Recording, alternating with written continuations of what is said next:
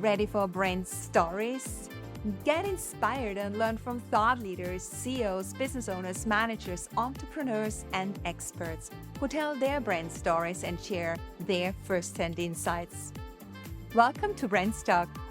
I'm your host, Brigitte Bakowski. I support entrepreneurs and organizations like you to become future market leaders by transforming their ambitions and passion into an online brand that radiates beauty, brilliance, and authenticity, attracting the clients and recognition they deserve.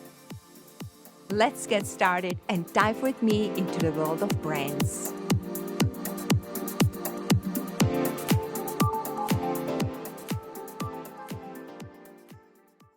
My guest today is Dr. Anneli Driessen.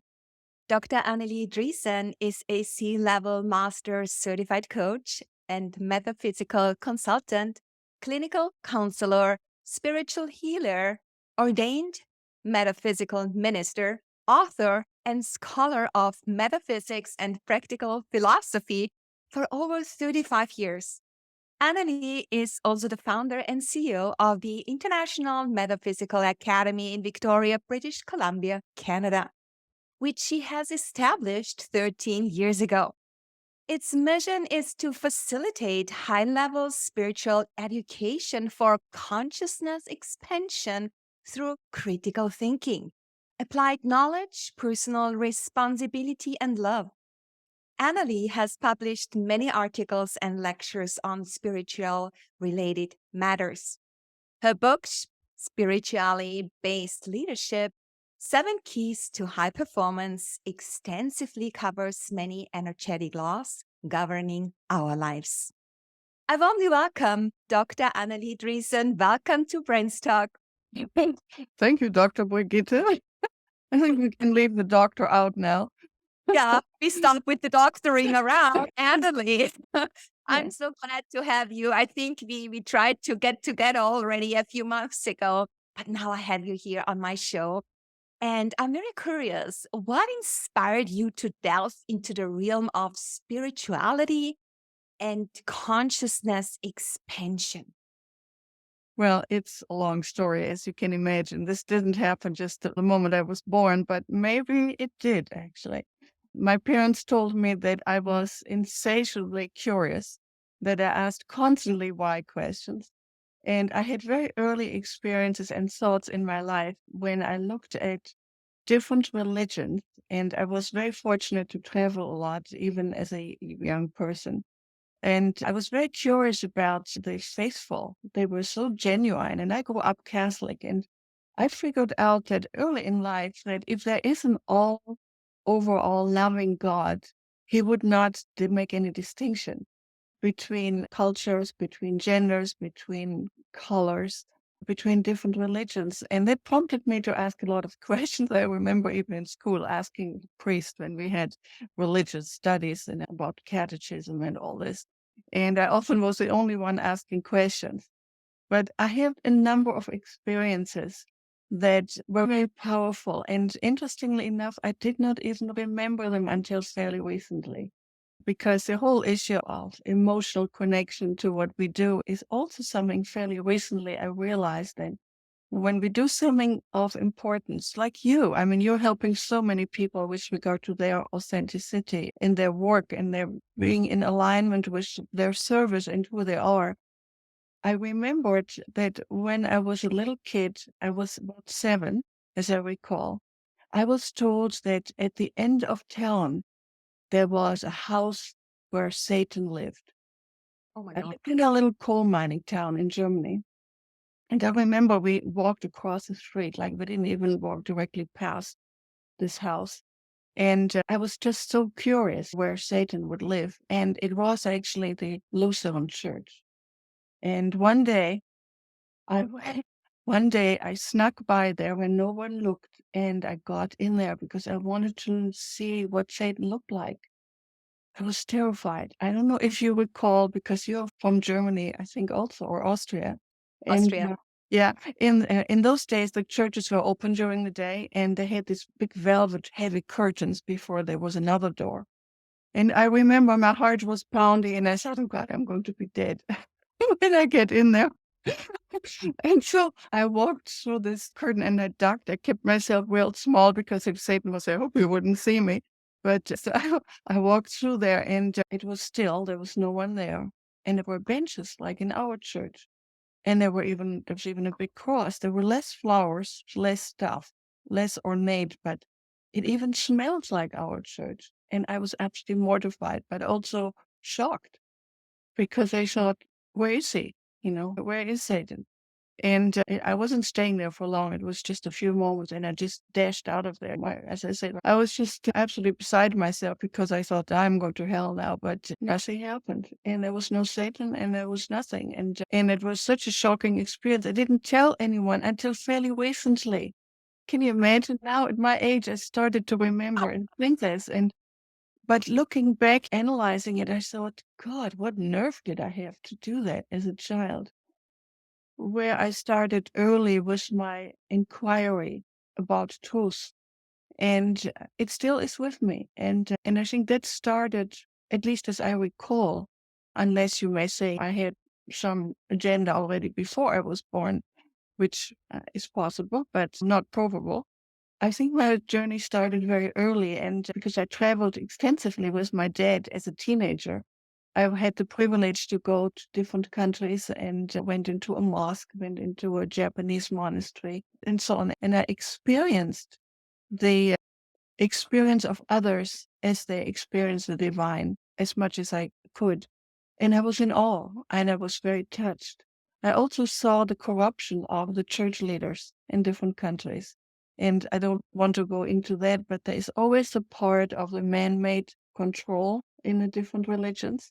And there is also the purity of heart of often the people, the folks, who learn about ethics, about decency, about honesty, about honorable behavior. And that always caught my attention because oftentimes the simple people are the ones who may, and I propose that, have in fact more consciousness expansion than many others who study and have a lot of knowledge or status in the spiritual or religious arena. And I'm always looking, and I still do, what is essential, what is basic, what is something, if God wants something from us, what it is that He would want. And I don't think it is just about status and academics. It's about a decent heart, about someone who is just doing what they need to do in their world, in their life. And about the subject of consciousness expansion, there's a lot of stuff to read now, since you mentioned consciousness expansion earlier. And we underestimate the decency of the simple person and the goodness of a simple person. And what I mean by simple is not having a doctorate necessarily like we have, or or being very famous. That may not be the important thing in our life as soul. I'm We so often, in that. yeah, we often forget about the simplicity of things, to Mm. break it down to the simple things that matter. And I liked you were a very curious girl, a little girl, 7 years old. And I think that still you are a very curious woman. You want to find out the truth. And it was very courageous for you to Yeah. find Satan in there, but he was not there to figure out what's really going on there. And that stayed with you, this hunger for what is it all about? What's the truth behind? And that demands courageousness, I would say, to really go for it and figure that out. So you are a metaphysical consultant. Can you explain this term for us in Yeah. simple words? I will do my best because metaphysical is a very generic term for a lot of things. It encompasses a lot of things that are invisible to most people. It's about energy, it's about intelligence, it's about mysticism, it's about principles, universal laws, and a whole range of other things that you can dive into quite intensively and spend a lot of time with. I'm interested in all of those things, and I would like to think that I have for many directions and aspects, investigated some things that are metaphysical. When we use the word metaphysical, we usually interpret it as being something above physical. But we know now with all the research that we have done that metaphysical actually is physical. We call things meta, which were actually not meta. They are just physical. They're just because they have not been seen by most people or recognized. They're all part of the physical realm. And it's a very exciting, very interesting development that many so-called metaphysicians are now recognizing the alignment with mathematicians, with astrologists, with astronomers, with a wide range of scientists who come together and explore the world of the unseen. And it's probably one of the most exciting things that is happening in this century. And we find everywhere, as you well know, in your industry, you interview a lot of people, you find so many new thinkers who open their mind to new possibilities, to new connections, to understanding about our microcosm and how it is duplicated and mirrored in our microcosm. And it's just very exciting and it's awesome, and truly awesome where we're heading and we realize, and it's, I think, something that will help us to get through the unbelievably crazy times we are going through right now. And more people I meet who are open to ask questions and review previous beliefs and have the courage to rethink some things and maybe let go of some older patterns or older paradigms. And it's a pretty courageous thing and it's uncomfortable for some. Oh, yes. Oh, yes. Because we are going out of our comfort zone. Absolutely. We are Mm. going into the unknown and bringing things together, especially you as a global person. There's different cultural influences and cultural perspectives and the way of how people live and their rituals and everything and their belief patterns, or I would say underlying set of beliefs. And then this is interesting because we try to make sense and get an understanding and then reflect on our ways of doing things. So when you're working, yeah, you wanted to answer? Yeah. And since you are a global person and you have that also meta perspective, you're working also with global leaders. So what exactly are you doing when you are consulting them on this metaphysical level? What are you helping them with? Is it about themselves? Is it about leading ourselves, becoming a better version of ourselves? Here we relate to personal branding. Or is it about the interaction with others? Is it about our style we communicate? Is it about teamwork? What is it about? You mentioned all the things that are part of it. Okay. It So really let's take depends a on step at a time. yeah, it really depends on the individual, obviously. But I know that if we don't do our inner journey, we cannot be optimal leaders. It just doesn't make sense. You cannot present something that you don't have any ownership or knowledge of yourself. So many times we work individually as well, and it's about looking at a larger picture of why we're here and why we're doing exactly what we're doing or should be doing. Particularly as leaders, we have an added responsibility to support people in their own journey, but to support them in a way that really serves them. I know, so that sounds a little bit generic. And to go specific into that, I would need to go to a specific cases. This is something I started to do just about 3 years ago. I had previously only local students, people who would come to Victoria or could drive to it in a few hours or come with a ferry from Vancouver to Victoria. But since the pandemic, I had to move into online classes. They're confidential. We meet once a month for 5 hours. So it's very full of materials and discussions, very fast paced, and we have lots of little breaks. So it's not that you say, oh my God, I have to sit through this another 5 hours. So it's very interactive. But I decided when we went online and doing online classes that I wanted to reach people who have influence over others. Now, I welcome anyone who would like to do this for themselves because most people have at least a partner or family or children or will have in the future. And so we all impact each other with new knowledge. But I thought if I focus on leaders in my branding who influence others and very clearly influence others, I have leaders of companies, I have leaders of spiritual organizations, large spiritual organizations in the classes. They absolutely love the expanded views on different type of tools that we are exposed to. I may have shared with you that one of the really extraordinary aspects of the academy is that I share brand new spiritual information that was transmitted by the spiritual world. When I mention that, some people are already, okay, I'm out of here, she's crazy. The truth is that spiritual transformation has been transmitted since the beginning of time. We refer to these people usually as prophets or seers. And as you know, many of them had been executed or ridiculed because whatever they were sharing did not fit the status quo of the current spiritual, or not spiritual, I would say religious leadership. And but today we have also a few prophets on this planet. And I don't say that lightly because I believe, I should say, it's more than belief. I know now that there are very few of the highest quality of information, and very few, a handful.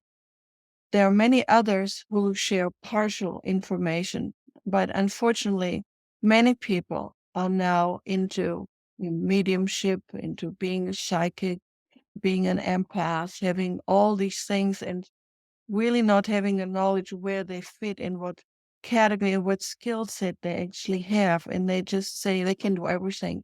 And that is potentially dangerous. Interestingly enough, I published articles years ago to warn people of mediums. And now I'm involved with what I believe is one of the absolutely number one channels in the world, and I briefly shared it with you, I think, in another conversation recently. And the information that has been transmitted is extraordinary. You don't find it anywhere else. And I translated from German into English. And it's, of course, as you can imagine, just a massive amount of undertaking and work. I probably translated, I don't know, several thousand documents by now. And that's not an easy undertaking. And so anyone who is open to this and wants to learn, I will share it with. But there's also other information. I draw on current scientists, thinkers, philosophers, and share their knowledge to substantiate what we are getting from the spiritual world as much as possible. Or I bring in other thought models or aspects, and they all stimulate thinking. And in the end, and we get to this is really important, we need to make our own choices. This is not about indoctrination. This is not about teaching more dogmas. This is about really inviting people to reflect and to think and to adopt new knowledge if they choose to. Because I would not want to be anywhere myself where I'm forced into just another religious group or another fellowship that has questionable tactics or methods. I want to be free. And because this is who I am, I want to offer this also to the people in the classes. It is the most fulfilling experience I have in my life to see how people clean up their act, become really responsible, really loving, and very authentic and truthful with who they are and their life and their partners, their staff. I mean, it's just, I think that's really the best service we can do because it's not just about our life here. And that's a key thing I want to share with you. It's also about our life when we are out of here because it goes on. And there are many different dimensions of continued learning and expansion. And the more we can do here, the faster we can get back to our real source, which is our creator or God, or if you want to call it whatever name, we don't have a name for it, but it is our true source and our true beginning. And from what I learned is that this is the most exquisite, and we don't have words for it, joyful and fulfilling experience when we are one again, all of us. And so that's what we are aiming for. And I don't know of anything really that's more important. And that's why I'm doing what I'm doing. Yeah, that's beautiful. You mentioned it's a kind of a responsibility. So, how can we balance such a personal responsibility coming from this learning and expansion philosophy? How can we effectively balance or align that uh, with doing business? Because it's a fast paced and competitive world. And we want to maintain market leadership, or we are striving for market leadership.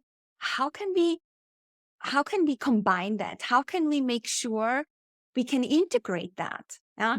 Our personal responsibility from their teachings, being compassionate, but at the same time striving for market leadership. Yeah. It's an age-old question about human nature, and I would like to share it in that context. As humans here, we have a very unique assignment, and that is to make it as humans and in business, in the world, to survive and to also grow spiritually. If we would be here and everything is fine and dandy and everything organized already, and all we have to do is advance spiritually, it would be a totally different situation. This is our challenge, is our job to find our way back. And it deliberately, from what I learned, is not an easy journey. We may have periods of time in life where everything flows beautifully. At other times, everything goes haywire. Suddenly we lose someone, or we have a sudden illness, or there is a pandemic or pandemic, if you wish. And then you think, God, I want to do the right thing. Why is that happening again? And we have to regroup. And it is one of our learning assignments, I would like to say. And faith comes in there. Faith, not in the religious faith, but just faith in your heart that there is a divine guidance of some sort, even though I don't see it. And Yeah. we hear again and again that truth comes through faith and not the other way around. We will not get proof until we have faith. That is an interesting thought, an interesting concept, but it is part of our inner journey. And I hope this sort of answers my question. It's a general answer, but it is our dilemma in a way, and it's our job and our learning process to deal with all of that stuff that is presented to us. And believe me, my journey has not been a piece of cake. And What from little bit I know about you, it wasn't for you either. And I think what you have said, having faith in your heart and that there is guidance, even if you don't see it, is so important. And this is the hardest. And that makes us, if we have that, makes us courageous. And courageousness is required if we want to bring about change, if we want to bring about innovations, because we are going into the unknown. The only thing that we have is to trust in ourselves, and Yeah, that this is going to work out. yeah. If you could give us some pieces of advice, entrepreneurs but also business professionals, to cultivate this courage in decision making, in a decision making process, what would be the three pieces of advice that you could give us? I would have to think about that if you ask me about three things, if I can spontaneously come up with that. Let me just reflect on that for a moment. I think the first thing that I would say is your relationship with yourself. It is exploring your truth about who you are and who you recognize you are. It's a lot easier said than done. We sometimes need some assistance from outside. We need to experience love from someone, at least one person, to have the courage. We also need to think, to be willing to think. A big part of our journey is humility.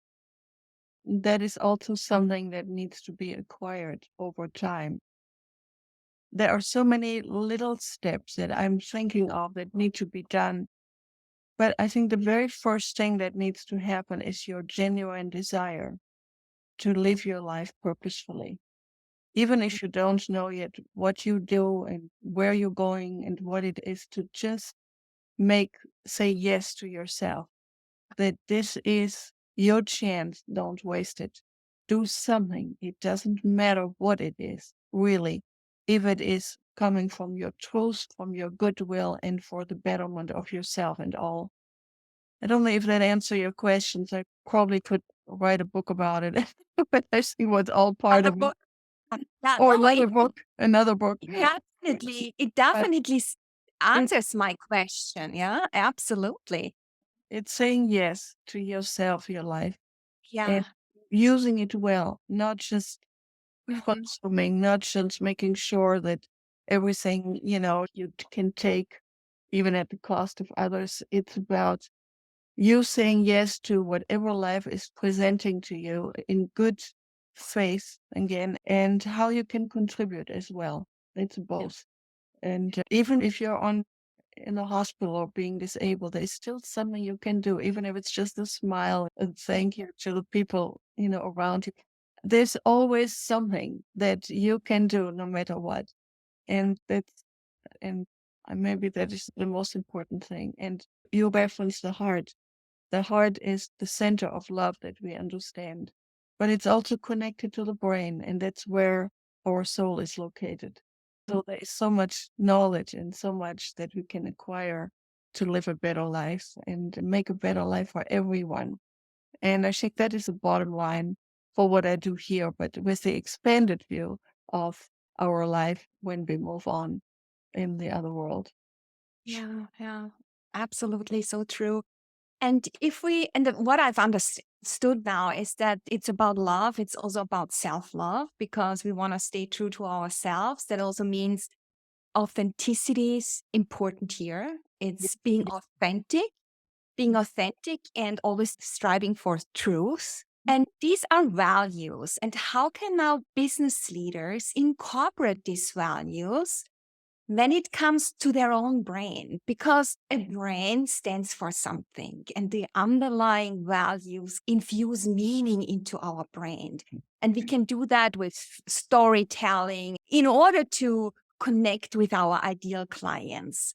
Is there anything else that you would like to add on to that from your perspective? For example, when I work with people and they explore or want to have more clarity on their own branding, I assist them in finding out what is their deepest, very deepest desire of who they are. What's their pain? And sometimes it has been a very joyful experience in life, but sometimes they have gone through a very painful experience. They say, I want to share with the world something that's better than what I went through. And I can do this through whatever I'm doing.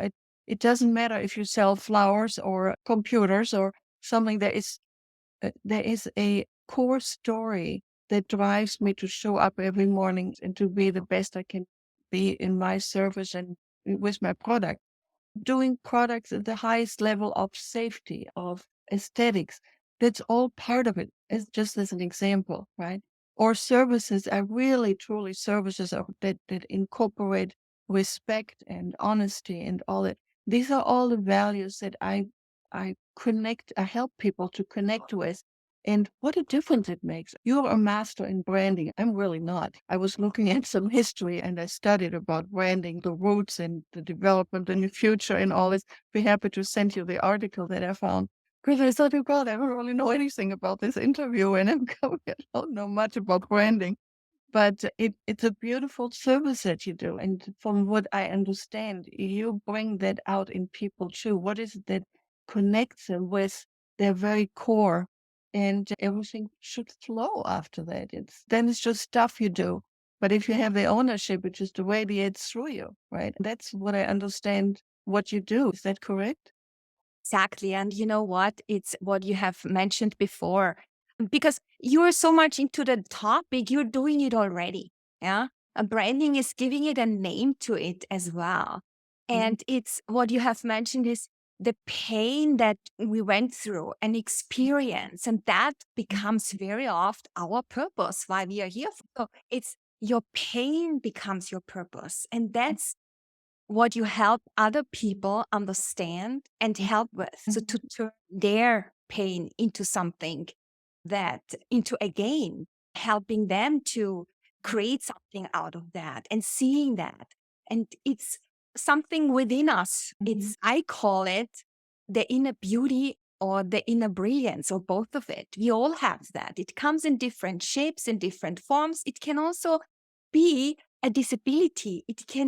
There is a lot of things and a lot of experiences that we had in life, maybe a drama that becomes your purpose. If you see it, if you understand it. And that's what I help people with, to transform that into a brand. Yeah. A brand is always how you make people feel with the experience that you offer, with the services that you offer, and the products that you sell.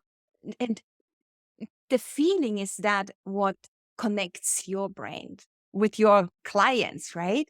So that is what it is all about. You want to make them feel in a certain way. If they understand, if that rings through to your client and they say, yes, I want to have that. I see that you can help me with that. And It's for all my about emotions. It comes with love, it comes with absolutely. passion. Yeah. So it's Also, all safe. it brings tears sometimes to people. I like to call it also your soul's calling. Yeah, exactly. And when people recognize that, there is often, at least when I work individually with people, also tears that well up, and there is a healing that takes place. And so when we transform old pain into something that can serve others, we let go of certain ballast or blockages or hindrances, and there is a purification that happens in our very system, in our soul, in our well, maybe even spirit to some. Maybe not spirit is the right thing, definitely soul, and that's a beautiful thing to witness. And sometimes I remember that I cry with people. I cry easily, and Yeah, me too, because it goes very deep. It's touching your but heart. And what I like so much about what you have said twice already is the soul is your calling. And the soul is in between your heart and your head, somewhere in there. So it's calling. yeah, It's both, it's the emotion, it's everything. And then it realizes also in your thinking. Yeah. And both of it make you hopefully take action on that. And that's why we need this courage. And yeah, because a lot of people say, no, I'm not confident enough to do that. But you need to do the first step, and then you will see yeah, that it's not as bad as you think it is. Yeah. It's to have the courage to go to that house and see, is there really Satan in it? Yeah. To have the courage, and then you figured out it's all not true. The truth is something else. right, I yes. like that metaphor. I like that metaphor. A girl with 7 years. Oh How God, strong yeah. you are. Very Unbelievable. personal. No, I was thinking this morning, should I share that? And then, oh, well, maybe Yes. it comes up, but share it. It's always when we think about, should I share this story? Because then we become vulnerable. And then it's exactly what we need to share, because vulnerability connects people's hearts. It's That's so, opening up. It's being authentic. It all goes together. yeah. And of course, there are many more experiences, but I would like to say that looking back at my life, I know I was guided. And when things are tough today, I need to remember I'm still guided. Yeah. And that is the challenge, but I'm getting better at this. When things go really go, oh God, then I think, no, somewhere there's a gift in this, and I just don't see it yet. And it makes Yeah. life different. Exactly. And when we are in situations that are like horrifying and, oh my God, you're down, you're somewhere in the valley, you are in a rabbit hole, you're not seeing that we are guided. And it takes this strength and Faith, this yeah. belief, the faith that this happens for a reason. Yeah. Why would this happen otherwise? And the belief that everything is going to work out. And it's hard to see it in that moments, but still we have to remind ourselves that it's happened for a reason. And there is something good coming out of that. Might be a little different that you wish for, or it just takes a while. Then think, oh my God, I just needed this step. There was a step that I missed, yeah, in between. And now it completely makes sense. We never know beforehand.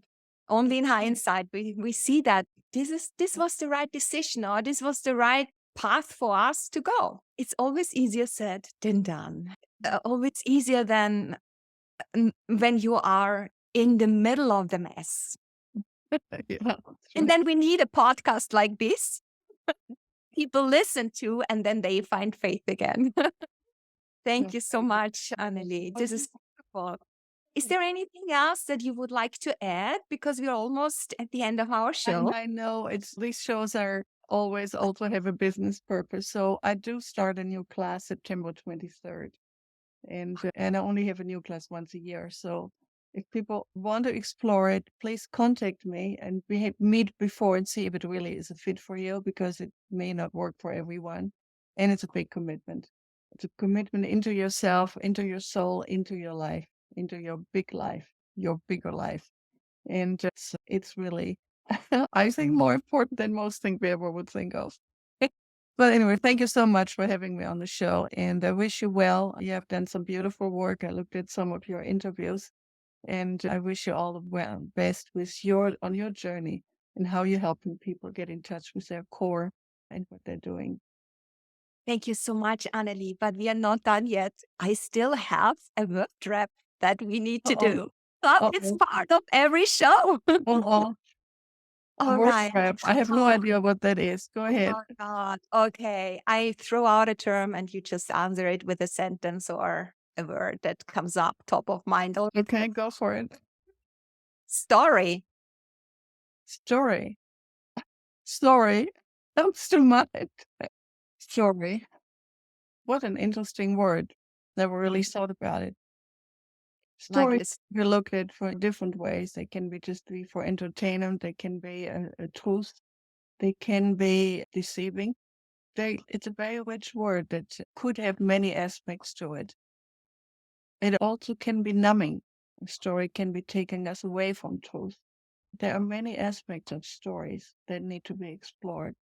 That comes to mind for now. That's beautiful. That's beautiful. I've never received such an answer to a story. That's beautiful. Success. Totally over and underused word in many ways. It has become a fashion fad in many ways, and has been looked at often in the context of finance rather than of internal satisfaction and internal joy. It comes to mind for now. Energy. Energy. Everything is energy. And it's probably the most misunderstood phenomena of life and most ineffectively or non-effectively use of energy in this life. If we would really understand energy, we might not be on this planet. And last but not least, brains. I would like to think that brand is about leaving a mark. Because when I think of branding, I look at the earliest brands that the Egyptians had, where they marked their materials and so on. But it's leaving something behind that makes a difference. And that is a positive aspect. But we can also have brands for the opposite side, where we leave something behind that is destructive and hurtful. So again, the word brand is a neutral term. It does not necessarily imply everything is dandy and wonderful. It is something that needs to have a context of honor and of goodness. And that's where should be the focus. But as I mentioned, what comes to mind is that it can have go in two opposite directions. Thank you so much. I love your perspective on all these terms. It's just very refreshing and gets us thinking between the lines. Yeah. I didn't know Thank you what you so meant much. by this, but anyway, that's the first time I've been asked stuff like this. Thank you, Anneli. So it was a pleasure having you here to Yeah. share with us some metaphysical insights to help us in our branding efforts, actually. Personal branding, company branding, all the different levels of branding. And I will put everything into the show notes, especially your yearly program. Thank It's you. gonna Appreciate on that. YouTube everywhere. Yeah. Good for you. Yeah. Yes. Anyway, thank you for having me on the show. It was delightful. Anneli, thank you so much. It was beautiful. Thank you. Goodbye. If you like my show, follow BrandsTalk on your preferred app, Share it on social media, and if you find a minute or two, leave a quick rating or review. Thank you so much. If you want me to guide you to become a future market leader by transforming your ambitions and passion into an online brand that radiates beauty, brilliance, and authenticity, attracting the clients and recognition you deserve, drop me an email. I'd love to be your guide on your hero journey. Check out my website, bridgetbrands.com. Connect with me on LinkedIn, Facebook, Instagram, and Twitter. I hope you will stay tuned in on the next episode when we dive into the world of brands.